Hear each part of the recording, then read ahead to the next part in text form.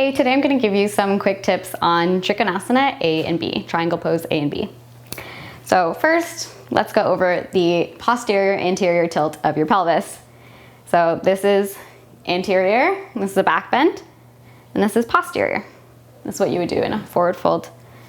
And then anterior, posterior.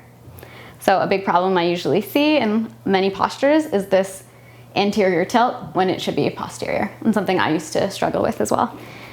So in triangle pose, a lot of times what I see is the anterior tilt, sticking the bum out, and then people come down to catch their toe and then lift the chest from here.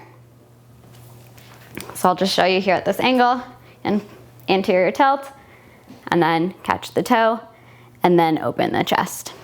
So now this is really compressing the low back, and it's putting some stress on the hamstrings. My knees are probably a little hyperextended because I'm just worried about the straight legs. Now change that to posterior tilt. So bring your ribs towards your hips.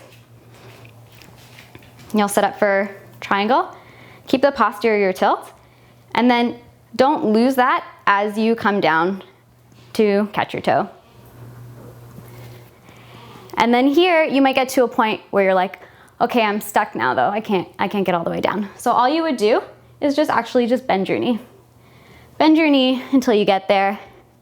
And then in order to straighten out, instead of just, pushing the bum back, lifting the chest, you would just push down through the ball of your foot and reach up through your thigh and pull your leg in towards your hip. So you'd be here and then try to straighten out the leg from here. It's fine if the leg isn't fully straight. So you might be here. That's fine, as long as the work is there. The ribs are contained, ribs coming in towards the hips, not flaring out. So maybe look at it this way. Ribs towards the hips, arms out, and then you start to come down while maintaining this. The left hip is stacking over the right hip drops down. Both legs are externally rotating, turning away from each other. You might have to start bending the right knee in order to catch the foot, and then keep extending through the leg from here. And then I actually feel a really good stretch on the left QL here, as opposed to a bunch of compression. So that's Trikonasana A. Let's go over B. B is an interesting one. It's the same stance as A, and intuitively, what a lot of people want to do is turn their back foot in order to bring their hand down towards the floor in order to twist. But that's not going to really do much for your hips. So what you want to do is you want to keep the back foot turned out, and even though your shoulders, your upper body, is twisting coming in towards your other leg, you want to externally rotate that back leg. So you're really grounding down through that back leg, through the back edge of the foot, pushing back.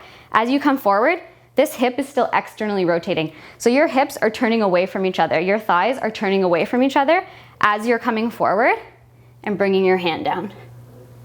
And then again, this leg, this front leg, can always bend. Don't be afraid to bend your knees. Don't keep hyperextending because you want a straight leg. Push in through the ball of the foot, really engage through your leg. Bend that knee if you need to. Keep externally rotating the back leg, and then lift from here. And then push into that foot to come up. Keep everything contained, ribs towards the hips. And those are my tips for Trikonasana A and B.